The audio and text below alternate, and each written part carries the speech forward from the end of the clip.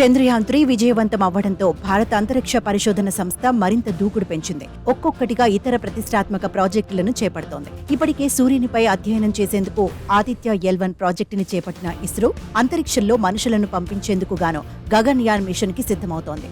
ఇదే జోర్లో సముద్రయాన్ ప్రాజెక్టుని చేపట్టేందుకు రెడీ అవుతోంది.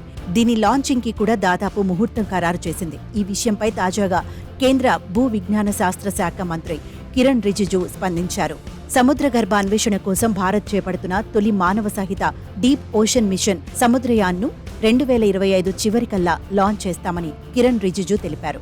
ఈ ప్రాజెక్టులో భాగంగా శాస్త్రవేత్తల బృందం సముద్ర మట్టం నుంచి 6000 మీటర్ల లోతులోకి వెళ్లి పరిశోధన చేస్తారని అన్నారు. ఈ సముద్రయాన్ కోసం మత్స్య అనే జలంతర్గామిని సిద్ధం చేస్తున్నారని, దీని ద్వారానే శాస్త్రవేత్తల బృందం సముద్రంలో 6000 మీటర్ల లోతులోకి వెళతారని తెలిపారు.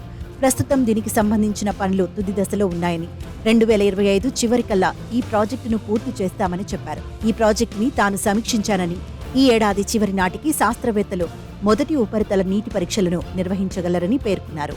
ఈ సముద్రయాన్ మిషన్ 2021లో ప్రారంభమైంది. ఈ ప్రాజెక్టులో భాగంగా మత్స్య 6000ని ఉపయోగించి 3 శాస్త్రవేత్తలను హిందూ మహాసముద్రంలో 6000 మీటర్ల లోతుకు పంపనున్నారు. సముద్ర జలాల్లోని వనరులు, జీవ వైవిధ్యంపై అధ్యయనం చేయడం కోసమే ఈ ప్రాజెక్టుని ప్రారంభించారు. మత్స్య జలంతర్గామిని చెన్నైలోని నేషనల్ ఇన్స్టిట్యూట్ ఆఫ్ ఓషన్ టెక్నాలజీలో తయారు చేస్తున్నారు. ఇది 12 గంటల కార్యాచరణ సామర్థ్యాన్ని కలిగి ఉంటుందని, అత్యవసర పరిస్థితుల్లో దీనిని 96 గంటల వరకు పొడిగించవచ్చని శాస్త్రవేత్తలు చెబుతున్నారు. ఇప్పటి వరకు ఇలాంటి ప్రాజెక్టులను America, Russia, China, France, Japan దేశాలు విజయవంతంగా చేపట్టాయి.